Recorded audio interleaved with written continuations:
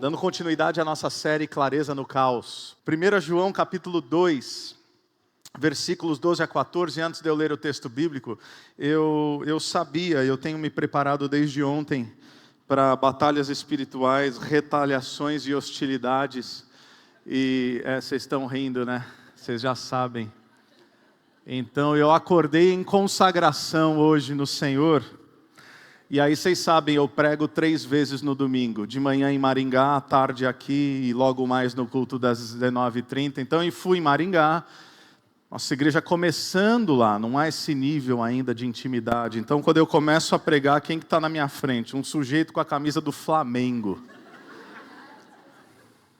Eu pensei em amaldiçoá-lo, mas eu achei que eu não deveria. Eu falei, tá bom. Hoje Satanás não tirará minha paz. Ele já fez isso ontem. Então hoje eu estou em fé. 1 João capítulo 2. Quem não entendeu a piada, eu sou palmeirense. Que fique claro. Acho que vocês sabem disso. Não estamos tão felizes assim, mas está bom. 1 João capítulo 2, versículos 12 a 14. A palavra de Deus diz assim: Filhinhos, eu lhes escrevo porque os seus pecados foram perdoados, graças ao nome de Jesus. Pais, eu lhes escrevo porque vocês conhecem aquele que é desde o princípio. Jovens, eu lhes escrevo porque vocês venceram o maligno. Filhinhos, eu lhes escrevi porque vocês conhecem o Pai. Pais, eu lhes escrevi porque vocês conhecem aquele que é desde o princípio. Jovens, eu lhes escrevi porque vocês são fortes, e em vocês a palavra de Deus permanece, e vocês venceram o maligno. Vamos orar, meus irmãos? Deus, obrigado mais uma vez pelo privilégio de estarmos reunidos, não apenas em torno do seu nome, mas diante da sua presença. Nós reconhecemos que o teu Espírito habita na igreja, o teu Espírito habita em nós, e que cada vez que nos reunimos, invocando, clamando o seu nome, o seu Filho Jesus se faz presente entre nós. Onde 2 ou 3 estivessem reunidos, ali o Senhor estaria. Essa é a promessa do Evangelho, da doutrina neotestamentária. É por isso que quando aqui estamos e cantamos louvores ao teu nome, sentimos a tua presença. E que não seja diferente agora no momento da escuta da sua palavra. Que a exposição fiel das Sagradas Escrituras venha de encontro às nossas mentes e corações enquanto igreja, enquanto povo, enquanto família da fé. Assim oramos no nome santo de Jesus. Amém. Amém. Meus irmãos, vocês que têm acompanhado essa série desde o início, esse é o 5º sermão, a 5ª mensagem, você já deve ter notado, certamente notou, que João, ele não perde tempo, ao menos não nessa carta. Ele é bastante direto, bastante assertivo, ousaria dizer que por vezes inclusive contundente. João, ele faz uma série de testes da prova da nossa fé e exortações aparentemente severas. Ele vai falar sobre obedecermos aos mandamentos, ele vai falar sobre aquele que afirma estar na luz, não estando de fato, vivendo nas trevas. Ele não usa esse termo, mas a ideia é um falso cristão. É alguém que afirma uma coisa, mas a sua caminhada não testemunha daquilo que é afirmado. E a partir do versículo 15, que nós não veremos hoje, ele vai novamente trazer exortações e sobretudo imperativos, como por exemplo ele vai dizer: não ameis o mundo e nem aquilo que no mundo há, porque tudo que há no mundo, a cobiça da carne, cobiça dos olhos e soberba da vida, não provém de Deus. Ou seja, parece que do início ao fim, ele vai falando de modo bastante duro, por assim dizer. E aí, aqui ele para. Aqui nos versículos 12 a 14, ele simplesmente faz uma pausa, por 3 versículos, mas uma pausa necessária. E aí eu me perguntava, por que ele faz isso? E talvez a resposta seja muito simples, e a sugestão seja muito simples, mas eu acho que é por aí. É que ele não é apenas um apóstolo, ele é um pastor.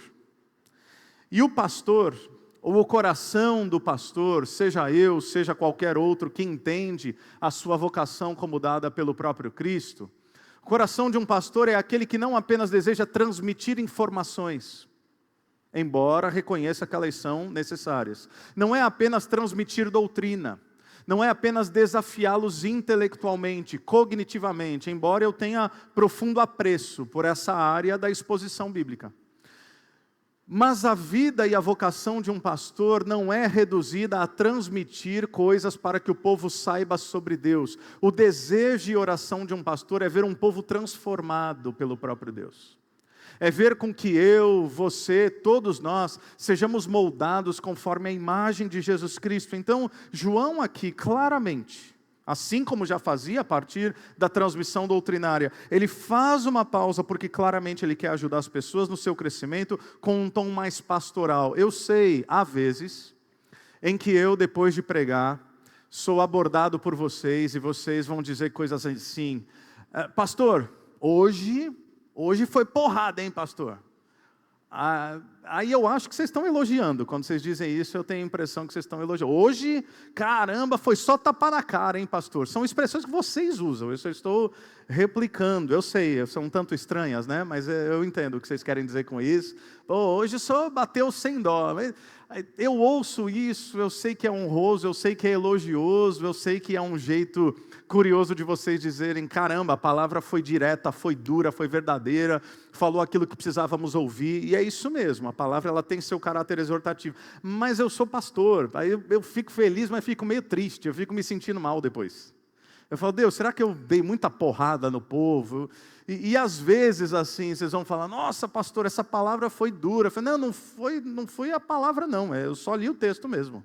Eu só tentei reproduzir o que o autor estava explicando.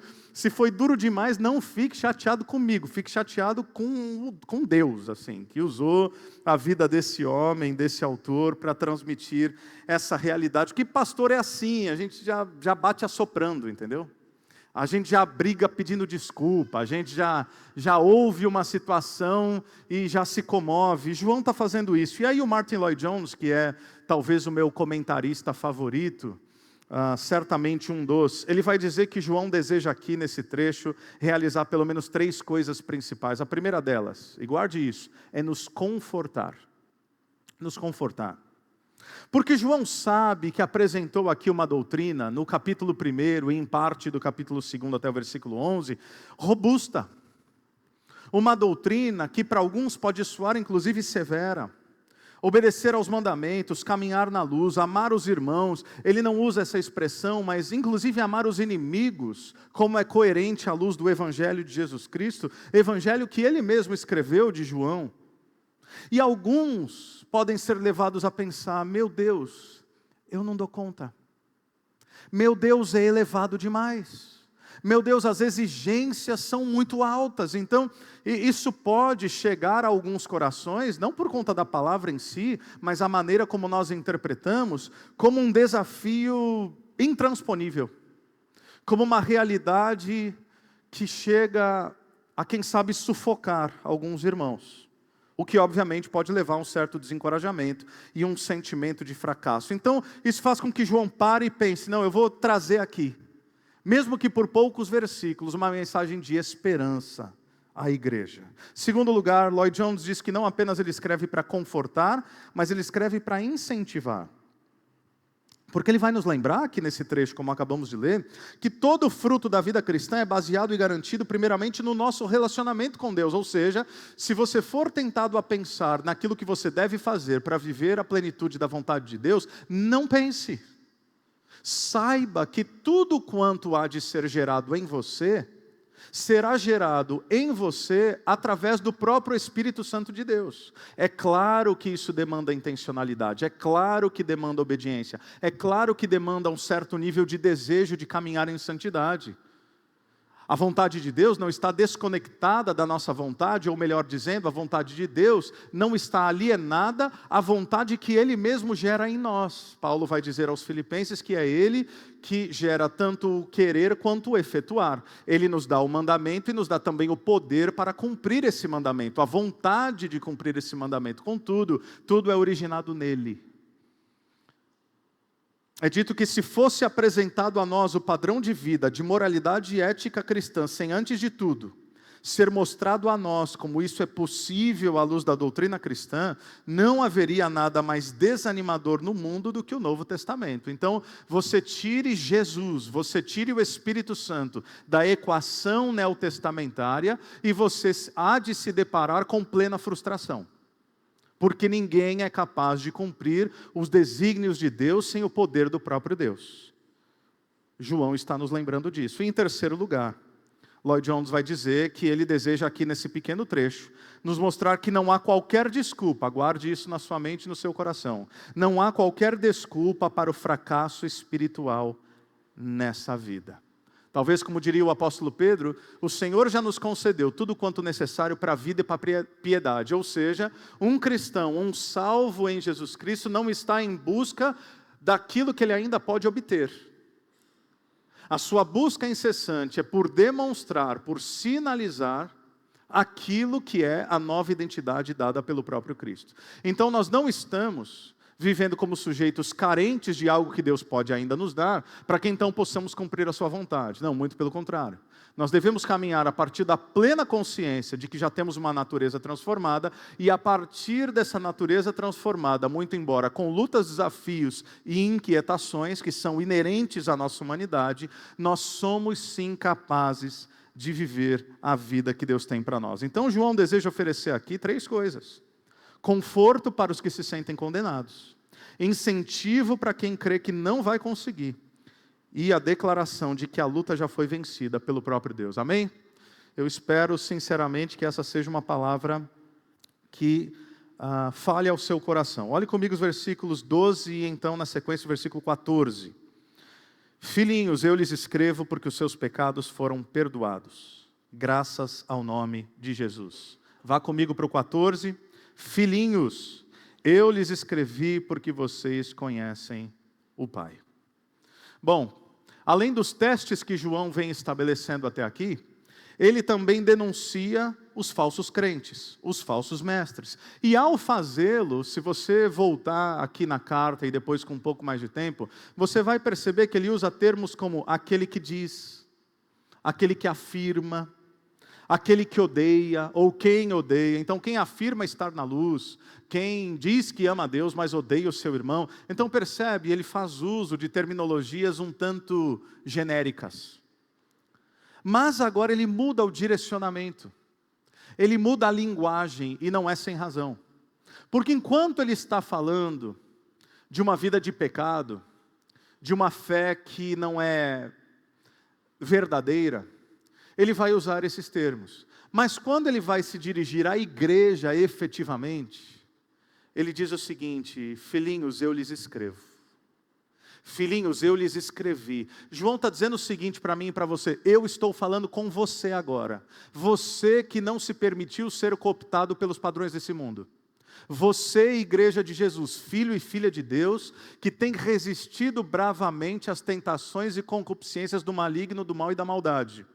Você que faz parte da família de Deus e da família da fé. Você que não está nessa realidade dúbia de uma vida que parece ser uma vida com Deus, mas que de fato não testemunha essa mesma realidade. João ele vai ministrar a igreja como um todo aqui, 3 áreas, 3 declarações, 3 expressões, e vários teólogos já discutiram sobre o que João estaria falando, se ele está se referindo a faixas etárias. Eu acho que em alguma medida isso vai ter implicações, mas me parece que João, quando faz uso dos termos que ele escolhe aqui, ele está falando de diferentes momentos da jornada espiritual. Ele começa falando de filhinhos, que é o quê? Uma referência aos novos convertidos, aqueles que começaram a sua caminhada.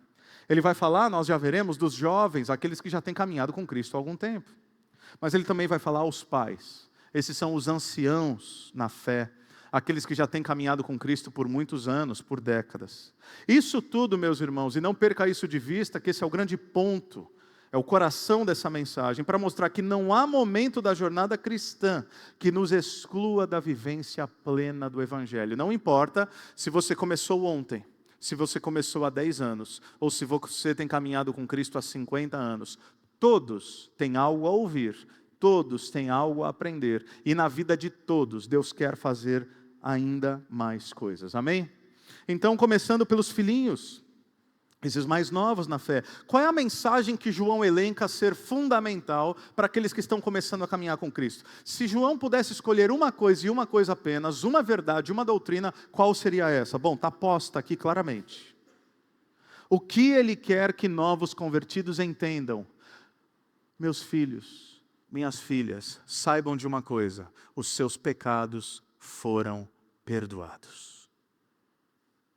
É a verdade mais simples do Evangelho, mas é a verdade mais profunda do Evangelho, sem a qual não há Evangelho. Evangelho literalmente significa boa notícia. Que boa notícia é essa? De que Deus invadiu a história, que Deus não permitiria que o pecado tivesse a palavra final sobre a sua boa criação, a criação humana e não humana, isto é, seres humanos e o cosmos. Agora, seres humanos pecadores, caídos que somos, ou nós seríamos lançados para uma condenação eterna, uma alienação da presença de Deus, ou Deus arrumaria um meio, um método, uma ferramenta, um caminho para uma intervenção, de modo que somente Ele, um Deus totalmente santo, poderia dar uma resposta à humanidade totalmente pecadora. O que Ele faz? A boa notícia é que Deus veio. Deus veio em carne. Foi assim que João começou sua carta. E foi assim que ele começou o seu evangelho. No Evangelho ele diz que no princípio era o verbo, no princípio era a palavra, o verbo era Deus e estava com Deus. Na sua carta ele diz, aquilo que vimos, aquilo que nossas mãos apalparam, aquilo que tocamos, a palavra da vida. Ele está falando de Cristo. E se existe uma coisa que luta pela consciência dos novos cristãos, dos novos nascidos, é uma pergunta: será que o que você vive é real?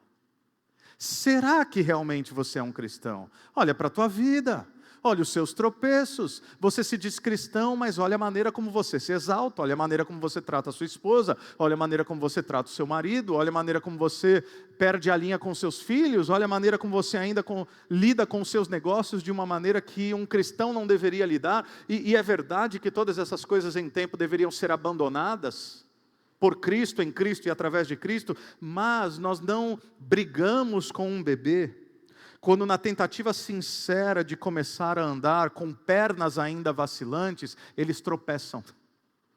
Isso é o que há de mais habitual, mais normal. Ele engatinhava, agora ele começa a andar, ele tropeça, ele cai, até que ele tenha a musculatura forte o suficiente para que então ele possa não apenas caminhar, mas correr. Espiritualmente é a mesma coisa. Antes da gente correr, a gente precisa andar, antes da gente andar, a gente precisa engatinhar.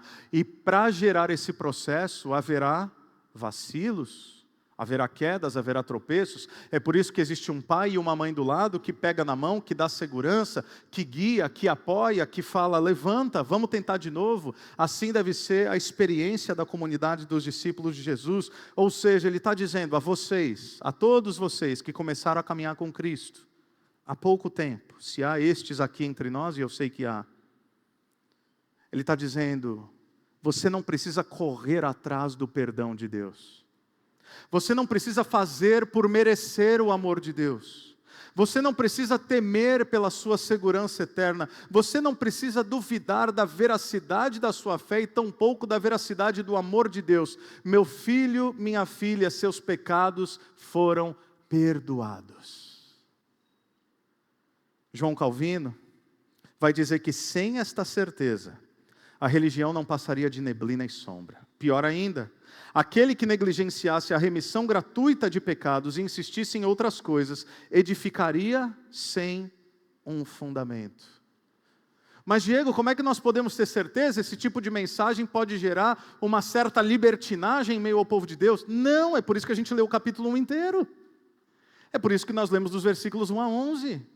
Não é uma liberdade indiscriminada, não é uma vida que se dá pelo pecado, não. Ele já fez testes claros daqueles que caminham com Cristo, daqueles que caminham na luz, daqueles que amam a Deus, daqueles que pecam, mas confessam seus pecados, e Ele é fiel e justo para nos purificar de toda iniquidade. 1 João capítulo 1, versículo 9. E aqueles que estão em Cristo reconhecem agora que seus pecados foram perdoados. E é exatamente essa pergunta que surge: como é que nós podemos ter esse nível de confiança?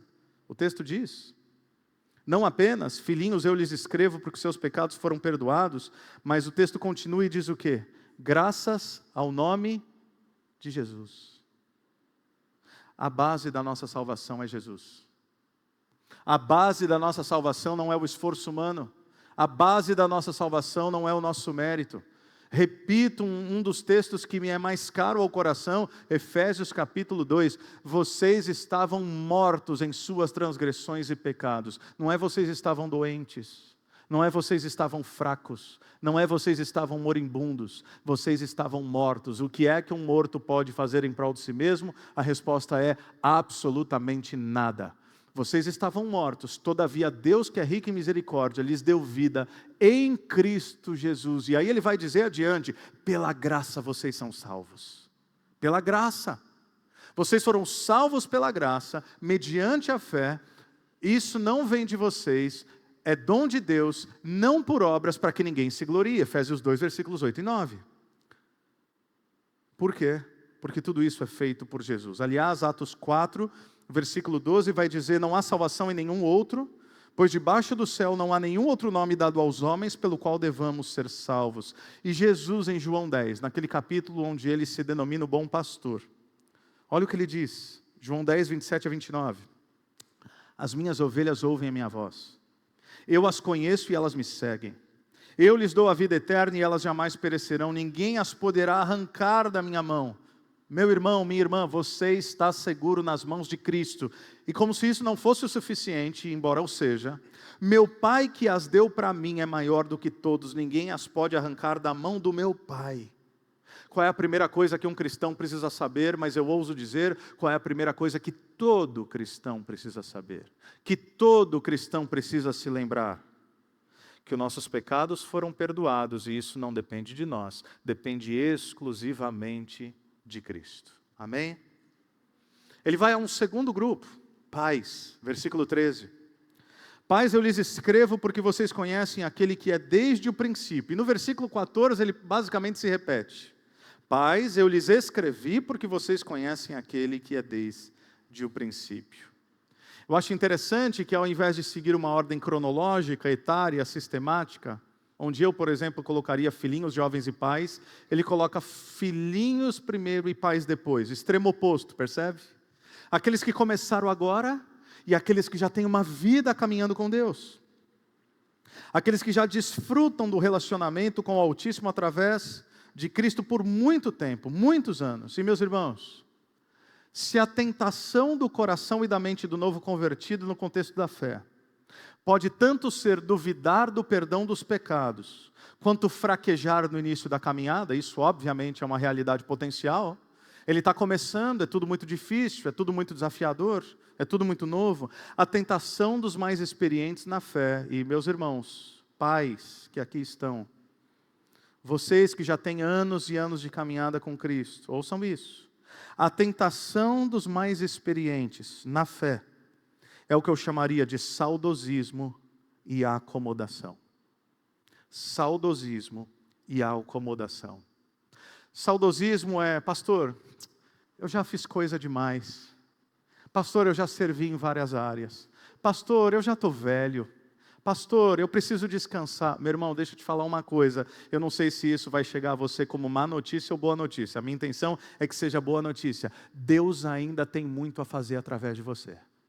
E você vai descansar, sim, quando Ele chamá-lo para si. Enquanto você está nesse mundo, significa que a obra dele não está terminada e que há coisas que Ele quer fazer em você e através de você. Não existe essa história de meu tempo já passou, por mais que haja uma sinceridade e até uma honra, uma nobreza no coração, ou esse saudosismo de, pastor, sabe como é que é? Na minha época as coisas eram diferentes. Claro que eram diferentes, sempre é diferente. De época em época existe um certo elemento de conflito geracional. E meus irmãos, eu sou hoje um homem de meia idade. E aí eu já me deparo assim, ranzinza com os mais novos. Eu olho e falo, nossa, mas que molecada, meu Deus, que não sabe de nada da vida. Porque na minha época esse povo não aguentava assim, uma semana daquilo que a gente faz. Você entende? Vocês estão dando risada, os mais velhos, porque vocês sabem como é que é. Alguém teve paciência conosco. Alguém pegou na nossa mão. Alguém acolheu as nossas imaturidades. Alguém percebeu as nossas potencialidades a despeito das nossas inquietações e disse: vamos lá, meu filho, vamos lá, minha filha. Eu me lembro do início da minha jornada, ou minha juventude na caminhada do Evangelho, inclusive no ministério, de pessoas que me tomaram pela mão e me discipularam. E que falaram: vem cá, você já pensou em estudar a Bíblia e entender um pouco mais do Evangelho? E eu disse: seria maravilhoso. E aí essa pessoa chegou e falou: vamos encontrar uma vez por semana? Alguém com um pouco mais de experiência, ensinando um jovem que queria crescer no relacionamento com Jesus. É por isso que me encanta cada vez que eu venho aqui na igreja e ali no café, e eu vejo pessoas com Bíblias abertas. Se você vier aqui sábado de manhã no Calvary Café, você vai ver gente tomando café com Bíblia aberta. Em grupos de 2 ou 3, é uma das cenas mais lindas que eu poderia me deparar. Mas pais, e aqui eu não estou fazendo uma referência a gênero masculino, mas obviamente homens e mulheres que já têm caminhado com Cristo há muitos anos, não se permita nessa fase da vida ser dominado nem pela amargura, nem pela apatia espiritual, em nome de Jesus. O Salmo 92, versículos 12 a 14 diz: os justos florescerão como a palmeira, crescerão como o cedro do Líbano, plantados na casa do Senhor, florescerão nos átrios do nosso Deus, mesmo na velhice darão fruto, permanecerão viçosos e verdejantes. E aqui, eu preciso fazer uma pausa, porque a nossa cultura brasileira é uma cultura que não honra os nossos anciãos. Não honra. Na cultura brasileira, velhice significa baixa performance e significa algo descartável. Isso não tem nada a ver com a realidade dos fatos e definitivamente não tem nada a ver com o espírito do Evangelho. O que é a igreja de Jesus? É onde jovens e velhos se encontram, para que vitalidade e sabedoria tenham o seu lugar, para que força e experiência possam enriquecer-se mutuamente, porque a um é dada essa gana de viver, esse desejo, esse ímpeto, mas a outro é dada uma caminhada de tantos anos, de coisas que já foram vistas, conselhos que podem ser dados. A esses pais na fé, João, podendo dizer tantas outras coisas, escolhe dizer: meus irmãos, vocês conhecem a Deus. E a expressão que ele usa aqui para conhecer é: vocês conhecem por experiência. Vocês conhecem porque vocês têm desfrutado do relacionamento com esse Deus por muitos anos. Olha tudo que vocês já viveram, olha tudo que vocês já enfrentaram. Não é que vocês vão conhecê-lo, é que vocês já conhecem, sobre isso não há dúvidas. Há um momento na jornada de fé em que, meus irmãos, já não há dúvidas sobre quem Deus é e sobre quem somos nele.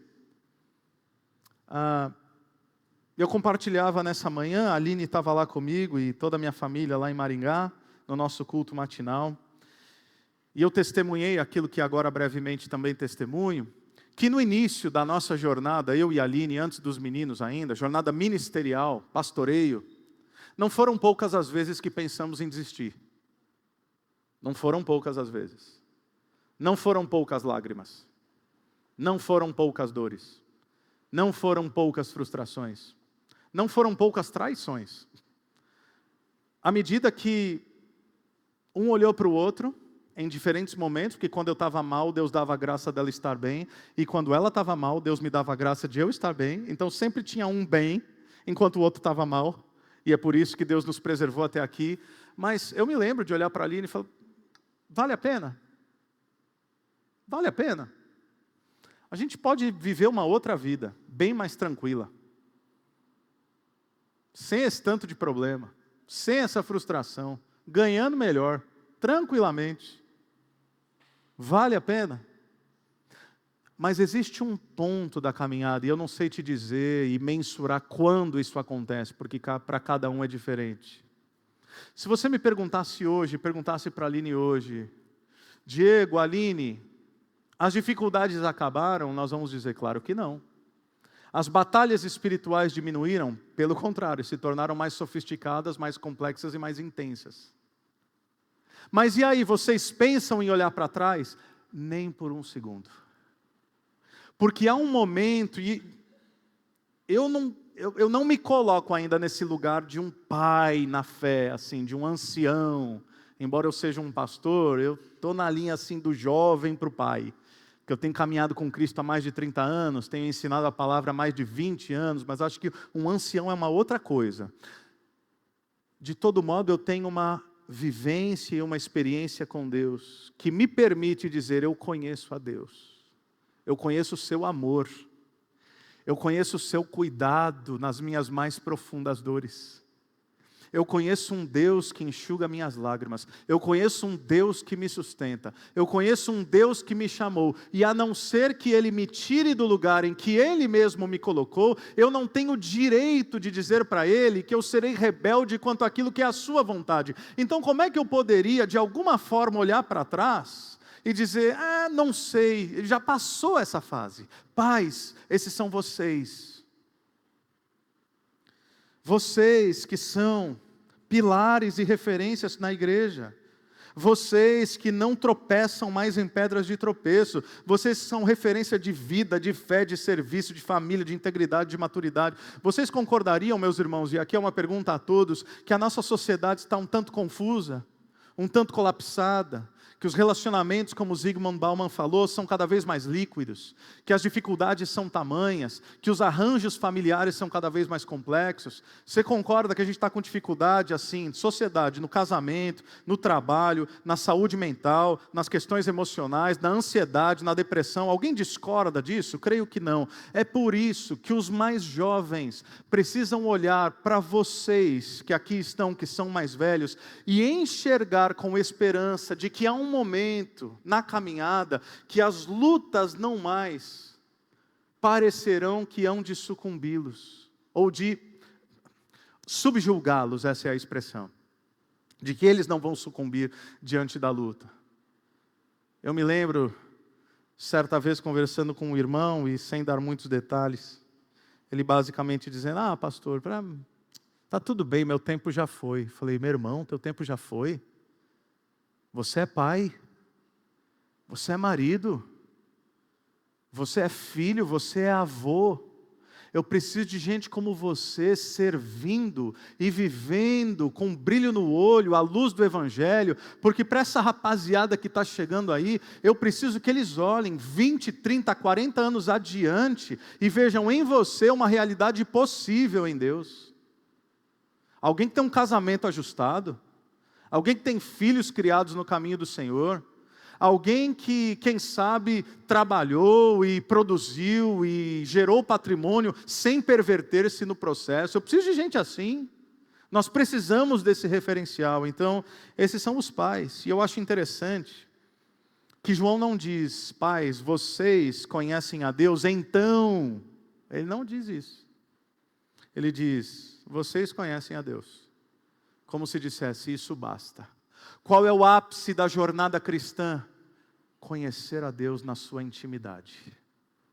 O ápice da jornada cristã é ter um profundo relacionamento com Deus. Não é sequer o que faremos em nome dEle, embora isso seja importante, é uma mera consequência do verdadeiro e mais profundo relacionamento. Eu amo como Gênesis trata Enoque.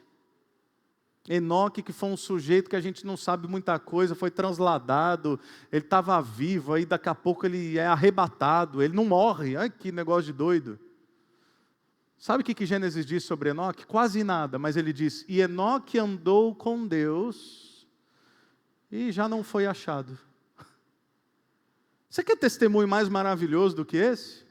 O que Enoque fez? Pregou para quantos? Construiu o quê? Que tipo de riqueza ele produziu? Casou com quem? Teve quantos filhos? Enoque andou com Deus. Esse é o melhor testemunho possível.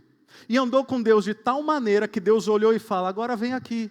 E você vai desfrutar da minha presença pela eternidade, não passando sequer pela experiência da morte. Conhecer a Deus é o ápice da vida cristã. Amém? Terceiro, jovens, versículo 13. Eu lhes escrevo porque vocês venceram o maligno. Bom, já ficou óbvio. Nem novos convertidos, nem os mais experientes na fé. Ouso dizer que a ampla maioria da igreja. Jovens na fé. Vocês que têm caminhado com Cristo há, quem sabe, 3, 4, 5, 15 anos. E por que João diz, vocês venceram o maligno? Por que ele escolhe essa expressão? Por que ele quer que essas pessoas que não são tão experientes, mas não são tão ainda novatas na fé, precisam saber dessa realidade? Porque os novos convertidos, eles não são os novos convertidos em que simplesmente precisam repousar na verdade do perdão de Deus. Também não são os mais velhos, cuja maturidade de fé já os levou a um lugar de perseverança, fruto da comunhão com Cristo, onde não tem mais volta. Os jovens são aqueles que se encontram no momento mais ferrenho da batalha. Os jovens, a turma que está construindo vida, a turma que está se relacionando, a turma que está construindo carreira, a turma que não é nova na fé, mas não é tão experiente, essa turma que está no front, essa turma mais...